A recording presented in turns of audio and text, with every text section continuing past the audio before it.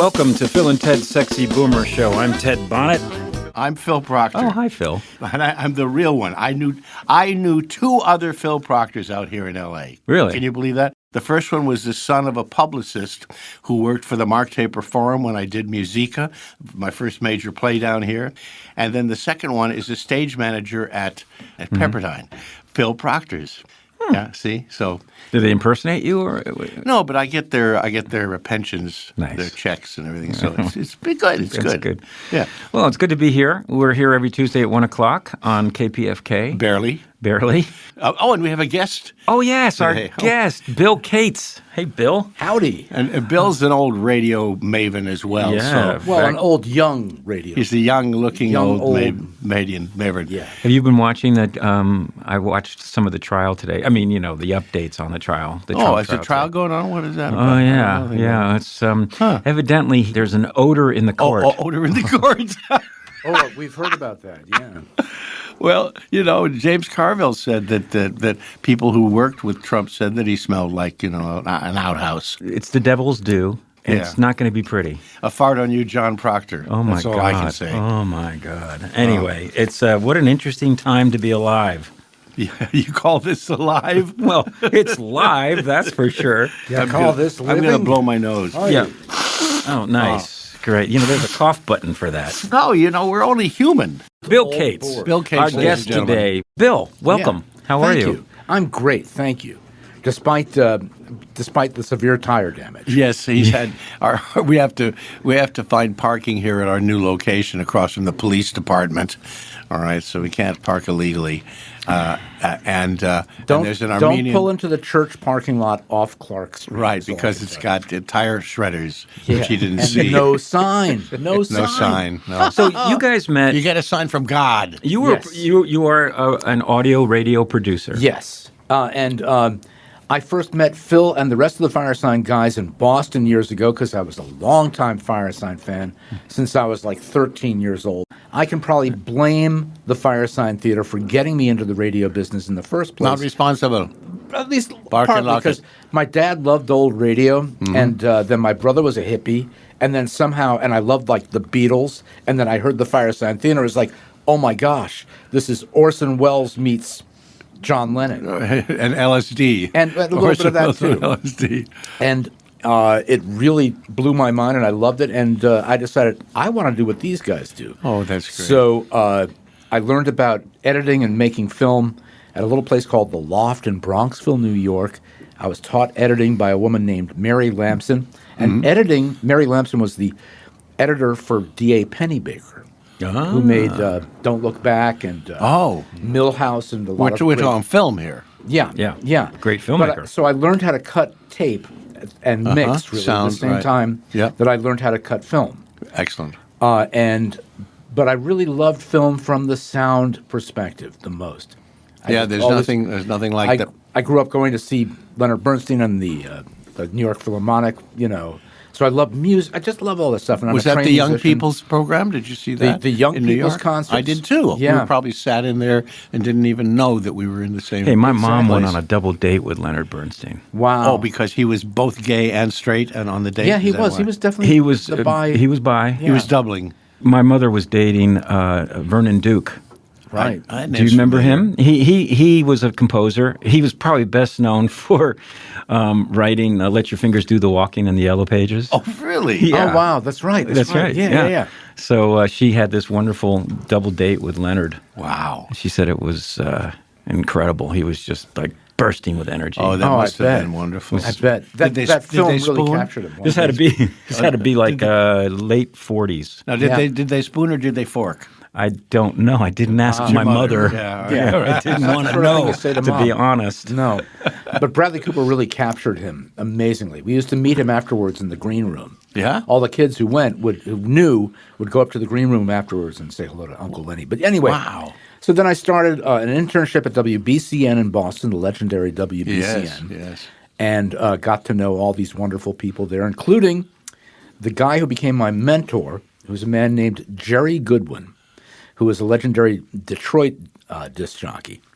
And he became known, he called himself the Duke of Madness. Oh, and he for did? years, I had no idea that was at all related to Firesign. But he loved radio theater, and I loved radio theater.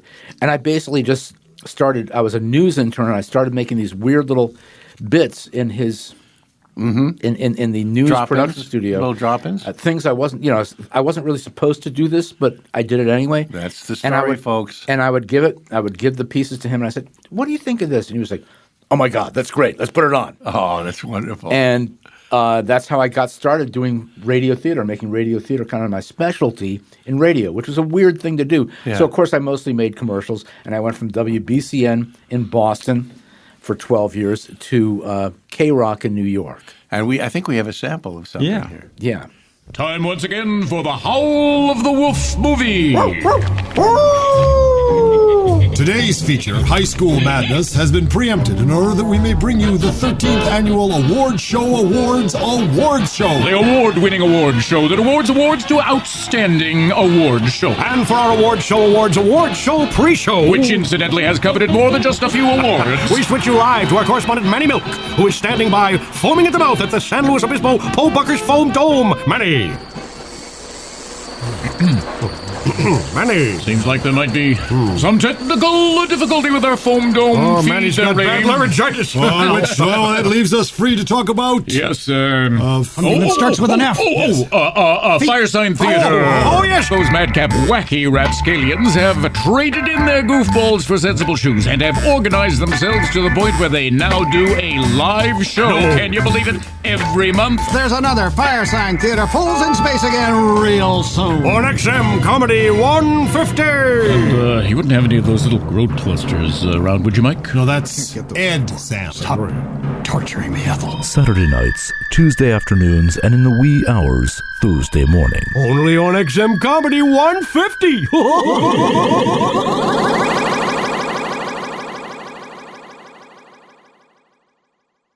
Well, golly, what'll they think of next?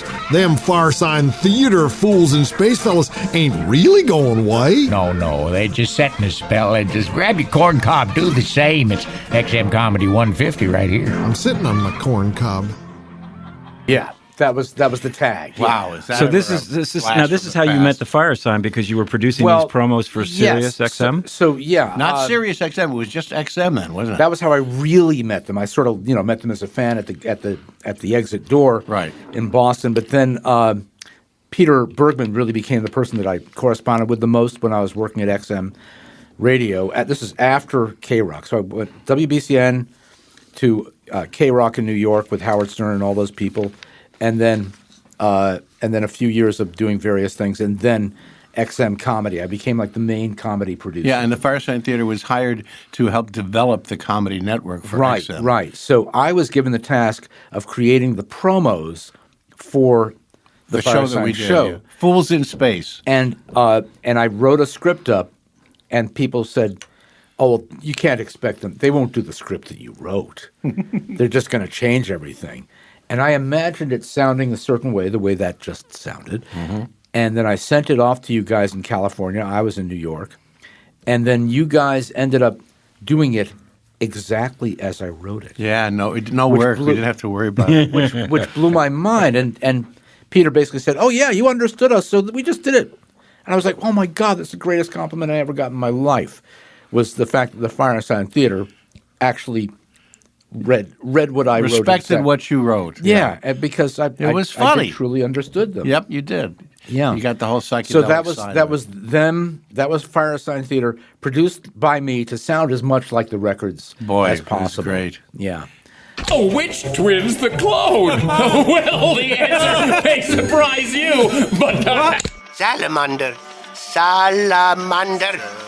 If you say this enough, a terrarium should slowly start to form around you, within you, without you. Surrounded by a thin, all-digital shell. And inside, it's delicious. In fact, these are the only genuine, genetically modified semi-organic whole beef halves endorsed by the Firesign Theatre themselves. Don't believe me? I wouldn't. Just ask this one here. Well, Harv, the greatest thing about these little honeys is now... Here, look at this. Just pull the wings off. And they don't scream too much. They're the perfect snack for Todd or Maud to accompany the next broadcast of the Firesign Theatre Fools in Space on XM Satellite Radio. And when would this be heard? Clem? I don't know, but I'll bet this announcer does. The richly textured sounds of the Firesign Theater's Fools in Space can be heard Saturdays at 9 p.m. in the East, 6 p.m. in the West, Tuesdays at 3 p.m. in the East, 12 noon in the West, and Thursdays at 3 a.m. in the East and midnight in the West. That's got to be the worst to tag out with those kind of call-out times. Oh, I know. No, It's we the had to, like, worst. You had to have a piece of paper. You still get confused. You're putting 5 pounds of potatoes into a 1 pound bag. Yeah. But that's a good idea. You produced all of that. Your whole Yeah. And that became my especially first on tape recorders, and then my parents indulged me when I was a tiny child. They would buy me the cheap little reel-to-reel tape recorders, and me and my brother used to make fake radio shows and TV shows on the tape recorders. And God, there were so many of us nerds back then. I did the same Shadow thing. Stevens was the youngest disc jockey in America for a while. Yeah, so did several people that I talked to that I know. It's just sort of how we started. And like Steven Spielberg, I made 8mm movies too. Epic science fiction and monster movies that, of course, weren't very epic. They were just basically Godzilla models and garbage cans. But yeah, oh man, it was but so that's similar. how we got started. And then I went from digital from analog to digital. First on the Roland DM800 digital workstation, and then I learned Pro Tools. And I would never want to go back to anything after doing Pro Tools. Or doing anything digitally. Oh, no. And even analog. I mean, analog sounds great, but now Pro Tools is now at the point – I'm not being paid for this, folks – at the point where it sounds every bit as good as Do you think that today you're able to do sort of your best work ever because of the tools? Oh, yeah. Absolutely. I feel that way, too. Yeah. Pro Tools, for folks who are not technically proficient. It's a DAW, a digital audio workstation. Yeah. It's a software that allows you to edit audio and mix audio. Yeah, cool. And extremely robust program. And you don't need a pair of scissors and tape to put all the pieces together. No, indeed. But it was a good place to start cutting tape when you were young. It was a good place to start. And after I worked at K-Rock in New York, I got a brief job with a production company that'll remain nameless that they didn't have digital yet. This is like 1996, 97. The name was Remain Nameless? That's a good name for a company. They were called that. Shall Remain Nameless. It's a good name. They and I had already learned how to do digital production, and they only had reel-to-reel tape, and I had to go back after using digital for a while. I had to go back to doing reel-to-reel, and it was like what is reality? Yeah, and it was the analogy I have is it was like having learned how to drive a Porsche, and then being handed a bunch of Fred Flintstone sticks and and having to basically go back to being Fred Flintstone. Yeah, but those Square Fred wheels. Flintstone sticks and stones last like stick and stones. I have to say that all of my stuff that I did on tape still sounds like I did it yesterday. Yeah. You can't say that about much of the digital media. Not the earlier ones. Yeah. Now it's better. good. Now it's way better. Now it's But now I met robust. you more recently in your capacity as a producer and also a songwriter. Oh, yes. In a series of characters based on the Dr. Seuss books. Oh, yeah. For a children's toy called the Tony Box. Yes, right? Indeed. Tony's Toys are a toy company. They put out these little figures about 3 inches high, and they're of all the popular characters like, the Little Mermaid and the Lion King and the Sesame Street characters. And then they hired me in around 2020 to start making their Dr. Seuss series. So they're little. You put the little figure. It's got each of the figures has a magnetic base, a magnet, and a chip on the bottom. So you put the Little Mermaid. I thought on they top had of a the chip thing. on their shoulder. Well, that's me. Oh. You put the thing on top of the box. It's a little dedicated box. It's about the size of a 45. It's a little record speaker. box. It's a little speaker box. And then you put the thing on top, and it loads it up, and then it says, "Hi, I'm the Little Mermaid, and this is blah blah." Blah. So these are the Dr. Seuss figures, and I was so happy to be able to hire my friend and hero Phil Proctor to be the voice of I've heard of him. the Cat in the Hat, the Grinch, Horton the Elephant, and then a few other characters that have to remain. Can't talk about yet. We can't talk about them yet, but it's a real page turner. It's like Fritz the cat?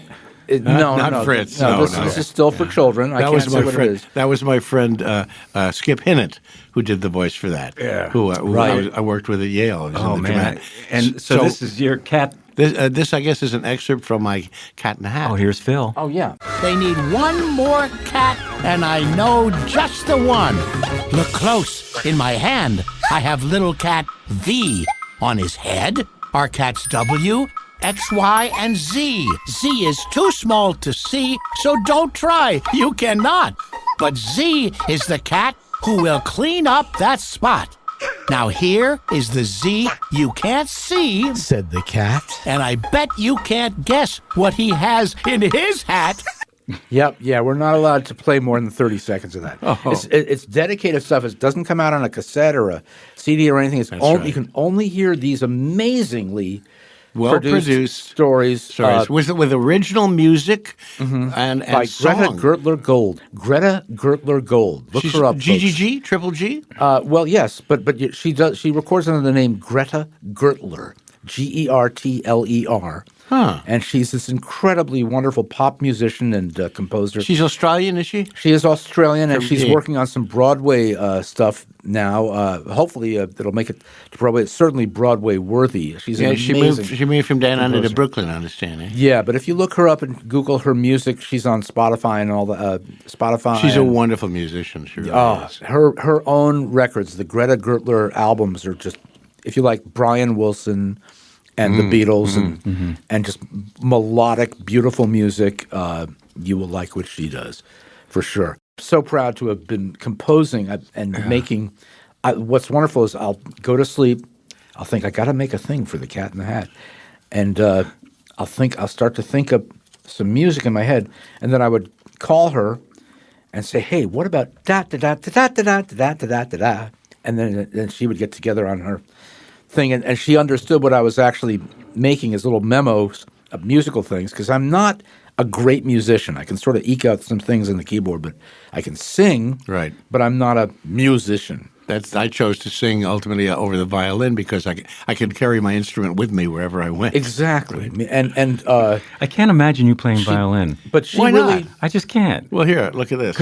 Okay, now I can. Wow. Okay, Yeah. now I can. See your fingers here. You play your voice so well. I never even think of you having an appendage of any kind. Well, it's like Jack Benny too. Like Jack Benny.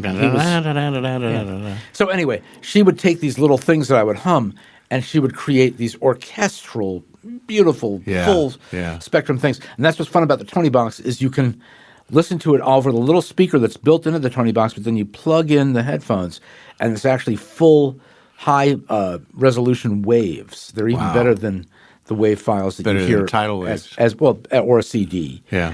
And they sound fantastic through headphones. So the idea is we're making music for these things. Dr. Seuss toys. And yet it is absolutely the Seuss family representative kept an eye on everything that we did to make sure that we were reading the words of the book so kids can follow along. Right. And a few things were changed to make them more PC than they were back in the day. Very few things, but instead of shooting animals, you'd take pictures of them. You'd shoot them with a camera. Yeah, there are a couple of changes there that they made. But did they shoot animals in the original? There are hunters in one of the there's no wholesale slaughter. I don't remember that. It's not Blamby, as we say. But they did Blamby. They did indeed have lots of things where they're pursuing the critters, and that's just been. Speaking of Blamby, you produced something that's kind of twisted and dark with. Yes, one of our well-known cartoon characters out there, Elmer Fudd. Well, yes. Yeah. So this is. I should mention that one of the great people that I worked with, and started with at WBCM. We both started on the listener line. Is the great voice artist Billy West. Oh yeah, and I ended up working with Billy for the better part of 20 years from WBCN, and then the company brought him over to K-Rock in New York, where he became well-known with Howard Stern.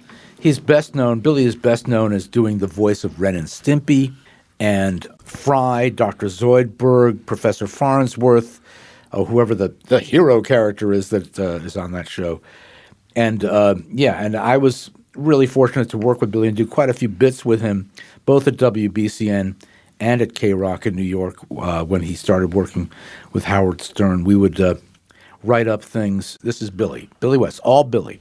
More than 2 decades after The Doors, he's still hot, he's sexy, and he's hunting wabbits. He's Elmer Fudd. White as on a storm, and wabbits in the woods. Forget Val Kilmer. Elmer Fudd is Jim Morrison. Wabbit, yes, Doc? I want to kill you. With a maroon. Kill the wabbit, kill the wabbit, kill the wabbit. Come on, baby, wipe my fire. Try to set the night on fire! Mr. Fudd, you've gone too far. Leave me alone. There's a city ordinance against cooking a rabbit on stage. Let's just say I was testing the bounds of reality. There are things known, and there are things unknown. And in between, there is Elmer Fudd.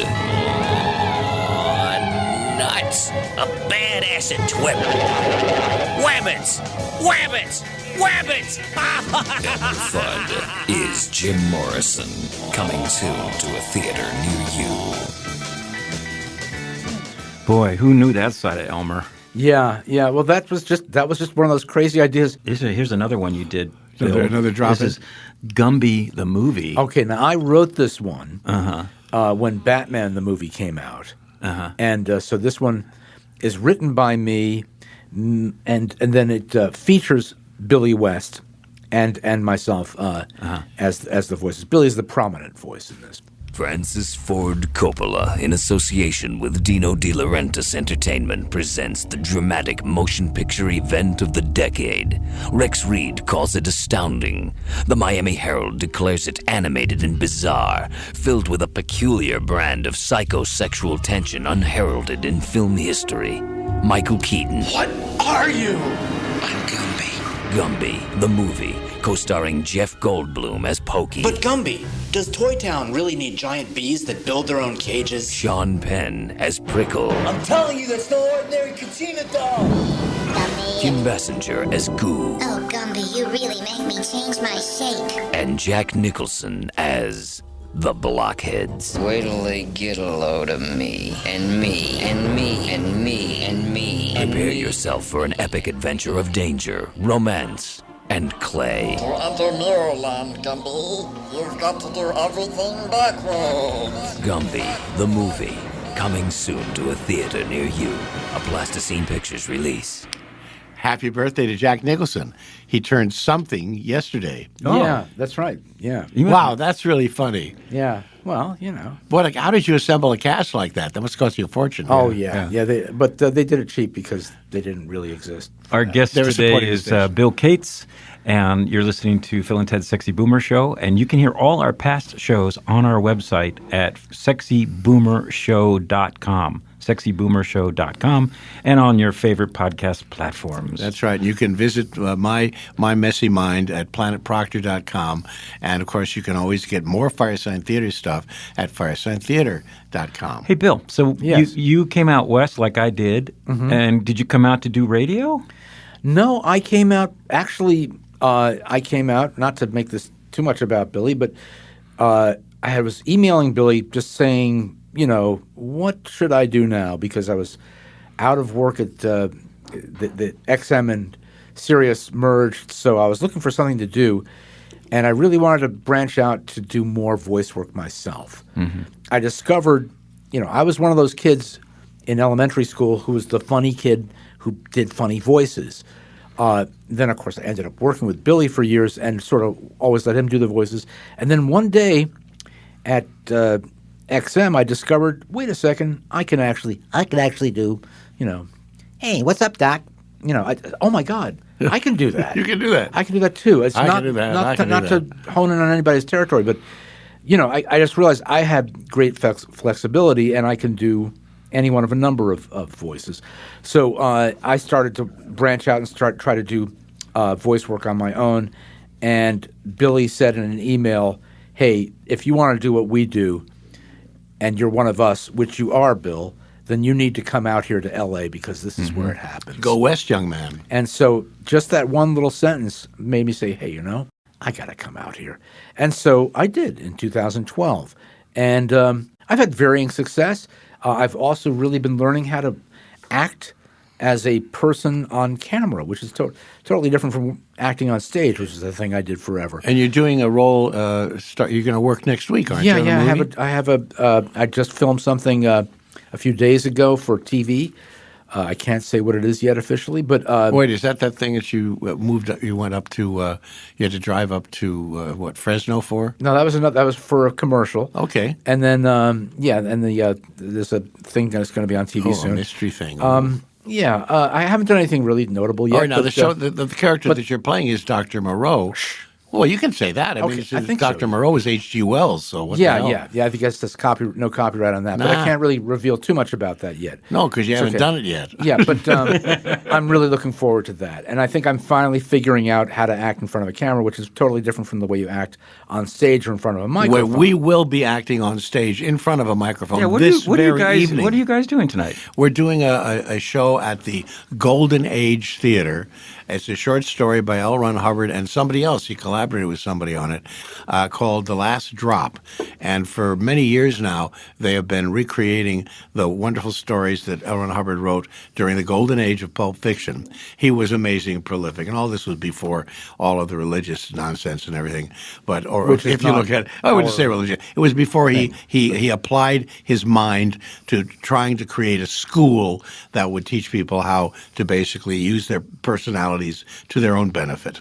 Right. In any event, the stories are funny. They cover, he does pirate stories and aviatric stories and voodoo stories and detective stories. This one is called The Last Drop, and it's a fantasy about a strange elixir that makes people either big or very small. It's really fun. You play 3 parts or so, right? Yeah. It's just a great excuse to get up there and the L. Ron Hubbard Theater at the Golden Age Theater in the Artists, what is it called, building? Authors Services. Authors Services building on Hollywood Boulevard near Chinese Theater. They do a state-of-the-art. Great sound effects, great music. God. It's all beautiful. I went to see you perform there once. That's right. And I was really struck by how high-end their facility is to produce strictly audio drama. It's just pure fun for me. And it is. It's great fun. And it's tremendously well supported. There's backdrop pictures and little costume touches. And they created they use teleprompters so that you don't even have to hold a script in your hand.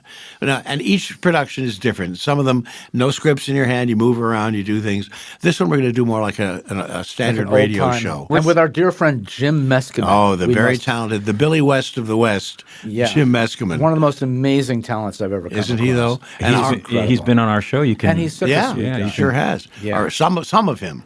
A few of him. And R.F. Daly is directing us, and he's a wonderful, wonderful. Who's the end user here? These pieces were recorded and released in a large series of CDs. You've done a whole bunch of them. I did almost 100 voices for them. We did it over almost a 3-year period. And they are the short stories of L. Ron Hubbard, the golden age of pulp fiction, and it's a series that you can get. You can rent them take them out at the libraries if you want. I'm wondering if they're on podcast platforms. And they're beautifully produced, original music and everything. It's really great. I'm not sure. I don't know if they're on if they're available. So you're both gonna perform and tonight, and you're not gonna join the church. No, you don't have to. You don't have to join the church. No, certainly not. And the people that we're working with are absolutely delightful. No proselytizing or anything. I was raised a Unitarian, so I'm good with if this was at a synagogue or a Buddhist temple, I'd do it. Whatever the religion is, if they're doing radio theater and they're not doing bad things or then entertainment I'm all for and it. all of that, sure. This Kennedy bit, this is an interesting. Yes. So yes. Now after. After I worked at K-Rock in New York with Howard Stern and all those wonderful people, and I got to meet all sorts of colorful characters in New York, like Ron Jeremy and Donald Trump. Put them together. That's right. Interesting combination. Yeah, they're great. They were great together. They were as a born team. again. I'm kidding, of course, folks. I don't want to. I did hang out with Ron Jeremy.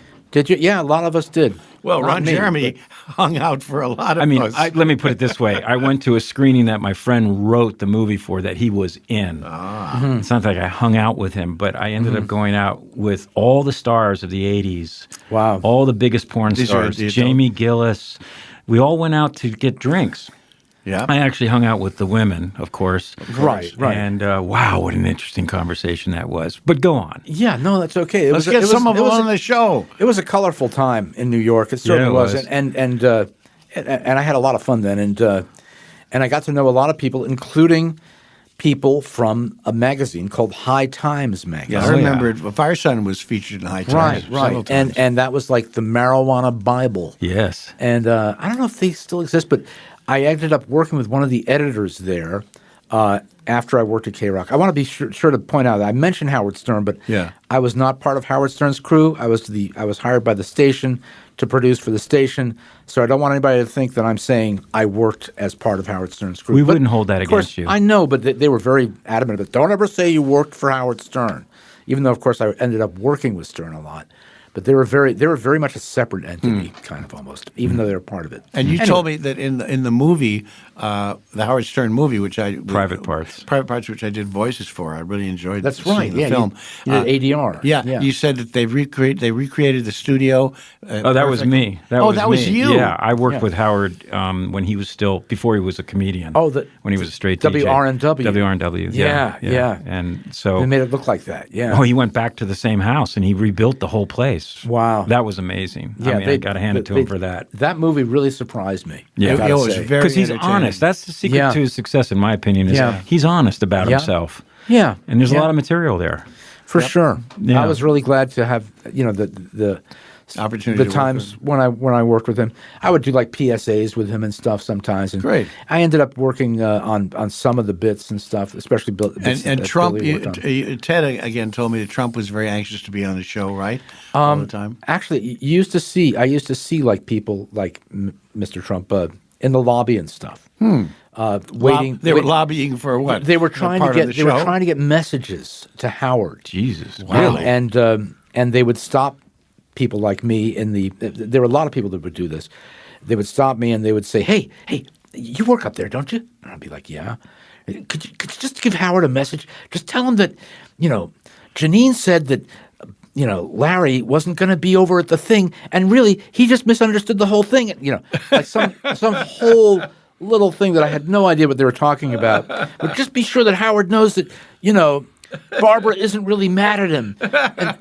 And I'd be like, it's not my job to be his messenger. No. But then I would see his producer Gary Delabate, and I'd say, "Hey, Gary, tell Howard that Barbara's not really mad." Well, Ron Jeremy's in the lobby, and he wanted me to, forward this message to you. And Gary would be like, "Yeah, sure, whatever," yeah. And I don't want to go too into that. Well, let's get into some marijuana. But yeah. So very quickly, I ended up becoming the producer of the High Times Radio Hour. Woo! And this was one of the many bits that I did with a fine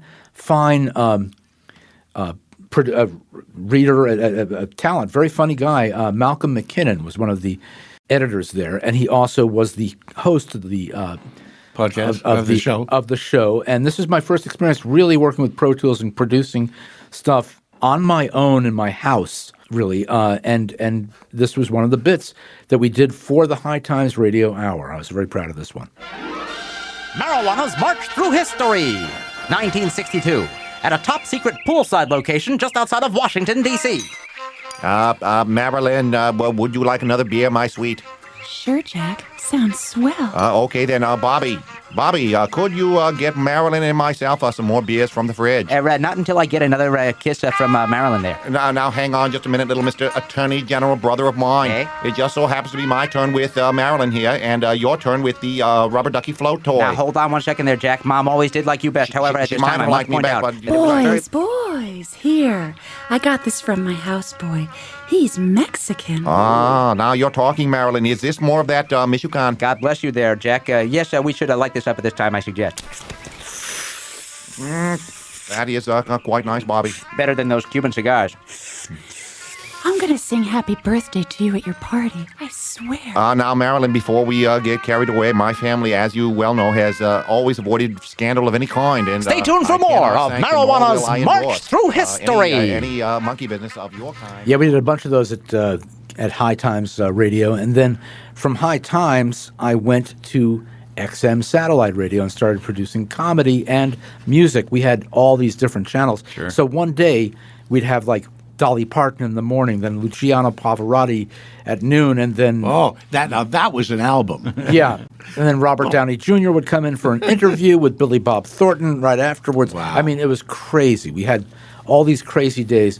And one of the people that I was very fortunate to get to know during this time was another one of my heroes. I've managed to get to know a few of my heroes, Phil Proctor being prime among them.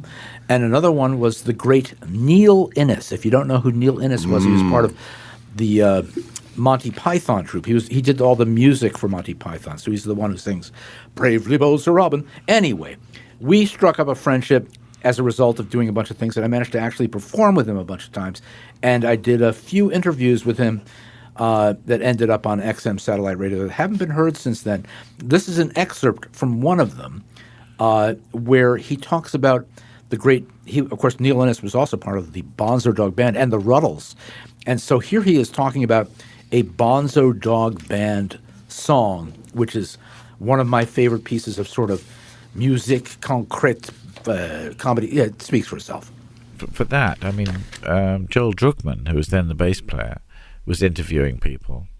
And Viv literally was in his underpants with a pair of rabbit ears on his head, hopping about on the pavement in the high street. And that's why the guy said, "Look at that, that's not right. Look at him, he's got a head on him like a rabbit." And that was referring to Viv, who was actually doing it. You know. We didn't need to be psychedelic, Bill. Exactly. It just was there. You're just describing reality. Or you're letting others describe your reality. Because we were actually wondering ourselves, you know, what was normal. It became quite a debate. Because there we were, we just sort of left art school. And we were doing things we'd never dreamed we would be doing. We were sitting in a van, you know, at least once a week and driving hundreds of miles. We were playing shows every night. And we got kind of stir crazy in a way. So we started to examine it collectively. And also Viv had this idea, it would be nice to sort of do a chart, as it were, of the track. It was a linear chart, and it started off with, you know, waves breaking, and out of this kind of primordial soup would come these creatures, you know, we are and so on, and it would build into this kind of you know, modern day frantic, you know, da da da da bam bam bam bam bam. And here come some normals. They look like normal Hawaiians. Well, you didn't mention what much. Oh. Do you think you're normal? Yes, quite normal. Okay, here comes one. Say. Well, it's not for me to deter, really, is it? I mean, it's for a psychiatrist to deter these things, isn't it? They like their food, and they are very nice people. Oh, it's alright, isn't it? Planes? Smart. Short back side.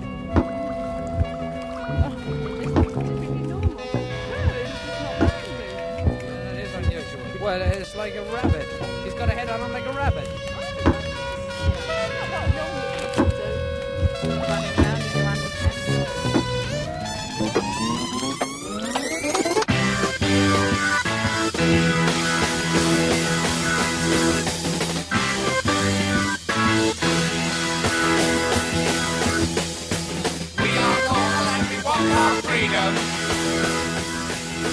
What's the name We of Are this? Normal. We Are Normal. We Are Normal, and we want our freedom. So that was Neil Innes talking it up, as they say. That's well known. Yeah. It's a well known weird. Well, the Bonzo Dog Band. Their Close. most famous song was "I'm the Urban Spaceman." I think we're all bonzos on this. Yeah. their most famous song is I'm the Urban Spaceman, which was, of course, produced by Paul McCartney.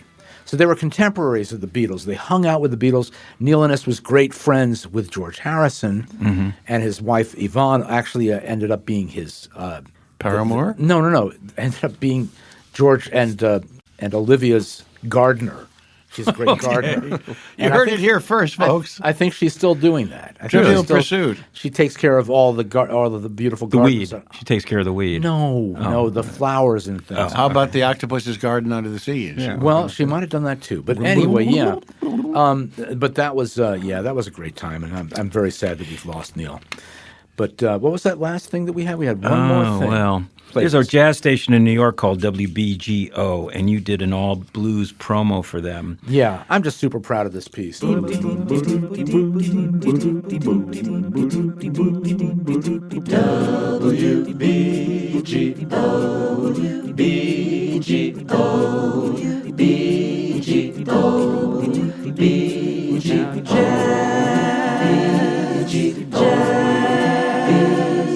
Jazz is 88.3. Now jazz is 88.3. Now jazz and blues and R&B. Now WBGO.